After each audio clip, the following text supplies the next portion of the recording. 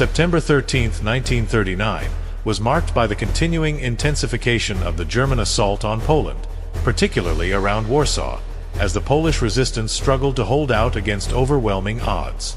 With the German forces tightening their encirclement of the capital, the situation for the defenders became increasingly desperate. The day also saw further strategic deliberations among the Allies and increasing international attention on the rapidly unfolding events in Europe. This period highlighted the challenges faced by both the military and civilian populations in Poland, the strategic calculations of the Allied powers, and the reactions of the global community to the escalating conflict. The German offensive, pressing the siege of Warsaw. By September 13th, the German Wehrmacht had effectively completed the encirclement of Warsaw, cutting off all major routes into and out of the city. The Blitzkrieg strategy, characterized by rapid advances and coordinated attacks by mechanized infantry, tanks, and air support, had overwhelmed Polish defenses throughout the country. German forces now focused on consolidating their positions around Warsaw and preparing for a decisive push to capture the city. On this day, German troops intensified their efforts to break through the remaining Polish defenses around Warsaw. The Luftwaffe continued its relentless bombing campaign, targeting key military and civilian infrastructure within the city. The goal was to demoralize the defenders and create chaos, making it more difficult for Polish forces to organize an effective resistance. Reports from the front lines indicated heavy casualties and widespread destruction in the capital, with significant damage to buildings, roads, and other essential infrastructure. The German High Command, under Adolf Hitler's directive, aimed for a swift conclusion to the campaign in Poland to free up forces for potential operations elsewhere in Europe. The propaganda machinery continued to frame the invasion as a justified defensive action, emphasizing the success of the Wehrmacht and portraying the campaign as a necessary measure to protect Germany from external threats.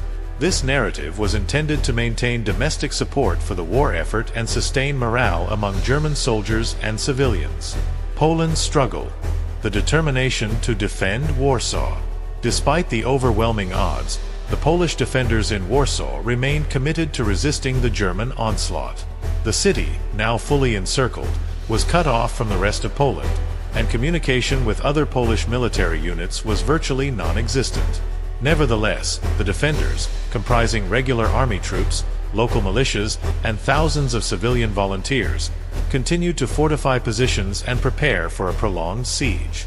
On September 13th, General Walerian Chuma, the commander of Warsaw's defense, and Mayor Stefan Starzyński coordinated efforts to bolster the city's defenses. Makeshift barricades were constructed throughout the city, and citizens were mobilized to support the military by digging trenches, building fortifications, and providing medical care to the wounded.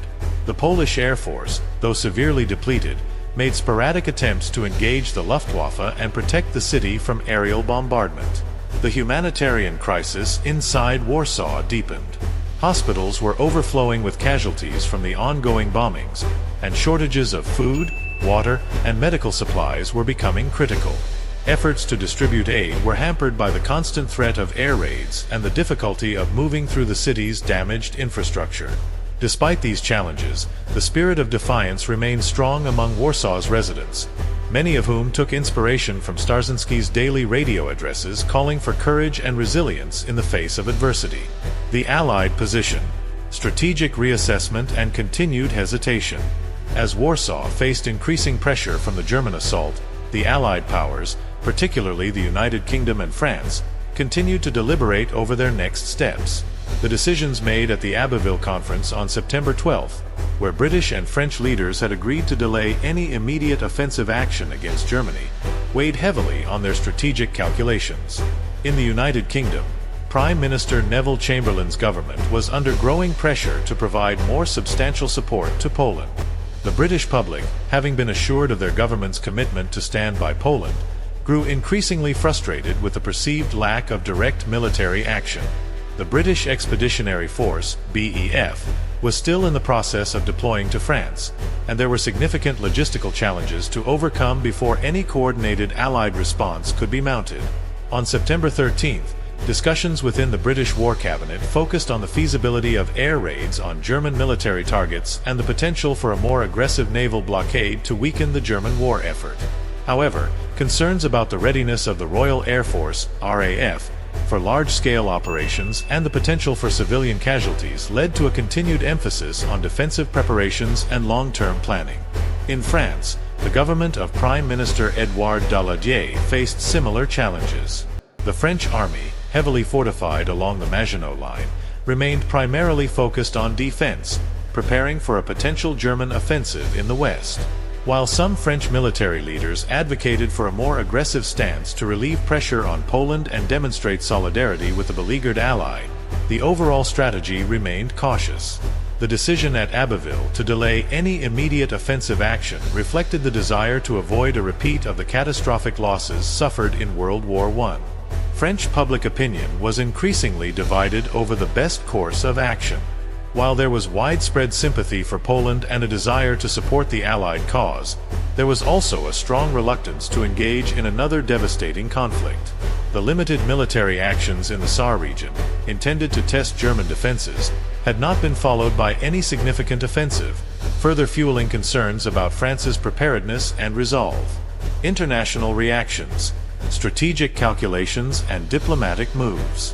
The worsening situation in Poland and the ongoing siege of Warsaw continued to provoke strong reactions from around the world, prompting countries to reassess their positions and strategies in light of the rapidly evolving conflict. In the United States, President Franklin D. Roosevelt maintained his policy of neutrality, but the events in Poland were increasingly seen as a potential threat to global stability. On September 13th, discussions within the U.S. government focused on the possibility of providing more substantial support to the Allies, including economic and material aid. The cash-and-carry policy, which would allow belligerents to purchase arms from the U.S. provided they transported the goods themselves, gained further support as a means of aiding Britain and France while maintaining American neutrality. In the Soviet Union, Joseph Stalin and his advisors closely monitored the situation in Poland. The secret protocol of the Molotov-Ribbentrop Pact had divided Eastern Europe into spheres of influence, and as German forces advanced deeper into Polish territory, the Soviet Union prepared to assert its interests in the eastern part of the country. The Red Army remained on high alert, ready to intervene when the time was deemed appropriate.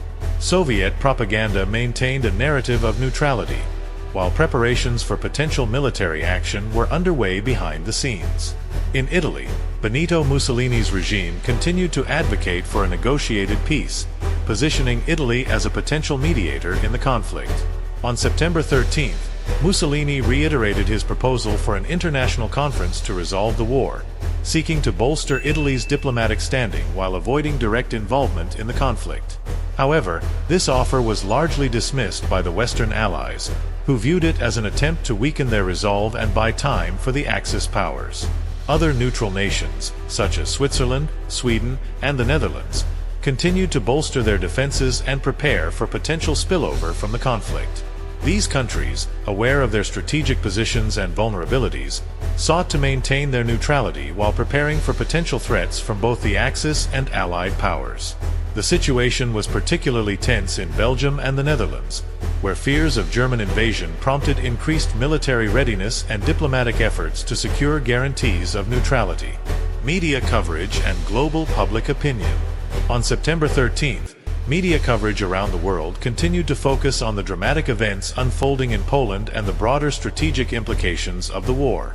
Newspapers, radio broadcasts, and newsreels provided updates on the military situation and the responses of the belligerent nations, shaping public perceptions and understanding of the conflict.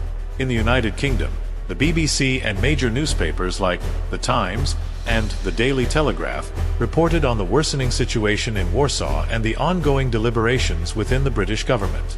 Coverage emphasized the resilience of the Polish defenders and the need for national unity and readiness for a prolonged conflict. Editorials called for increased support for Poland and debated the merits of launching an offensive against Germany versus continuing a more cautious approach. In France, newspapers such as Le Figaro and Le Monde highlighted the humanitarian crisis in Warsaw and the limited military actions in the Saar region. The French press reflected the public's growing anxiety and frustration with the government's perceived lack of decisive action. Opinion pieces called for greater coordination with the British and a more aggressive stance to support Poland, while others warned of the risks of escalating the conflict without adequate preparation. In Germany, state-controlled media continued to push the narrative of a justified war effort, emphasizing the successes of the Wehrmacht in Poland and the righteousness of Germany's actions. Propaganda outlets like Völkischer Beobachter and Der Angriff highlighted the military victories and portrayed the war as a defensive struggle against foreign aggression. The propaganda aimed to maintain public morale and support for the war effort, even as the realities of a prolonged conflict began to take shape. In the United States, newspapers such as the New York Times and the Washington Post provided extensive coverage of the events in Europe, with detailed analyses of military movements and diplomatic developments. The American press remained largely neutral but increasingly recognized the potential implications of the conflict for U.S. foreign policy and global stability.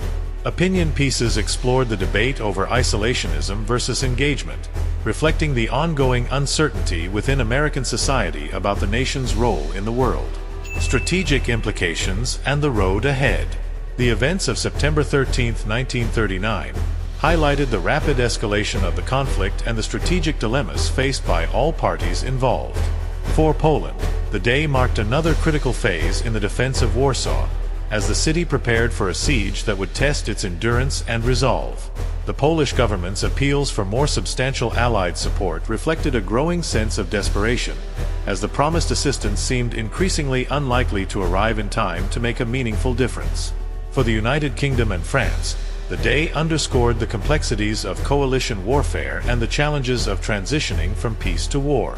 Both nations were still adjusting to the realities of a conflict that they had hoped to avoid and were grappling with the strategic uncertainties of how best to respond to German aggression.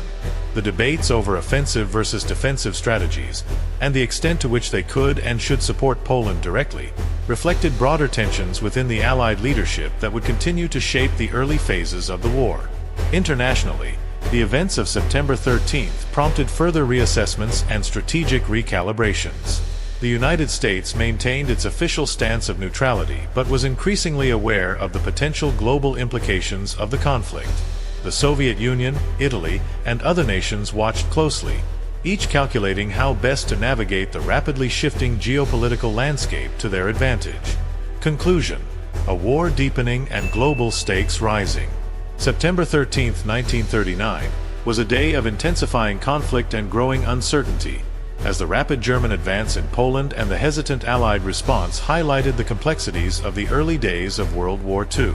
The unfolding events revealed the challenges of coalition warfare, the limits of pre-war planning and preparation, and the unpredictable nature of a conflict that was beginning to engulf much of Europe and threaten global stability. For the nations involved, it was a time of critical decisions and strategic positioning, as they sought to navigate a war that was evolving faster than anyone had anticipated. For the people of the world, it was a time of fear, hope, and resilience, as they faced the prospect of another devastating conflict and the challenges that lay ahead. The events of September 13th set the stage for a war that would reshape the political, social, and economic landscape of the 20th century, leaving an indelible mark on history.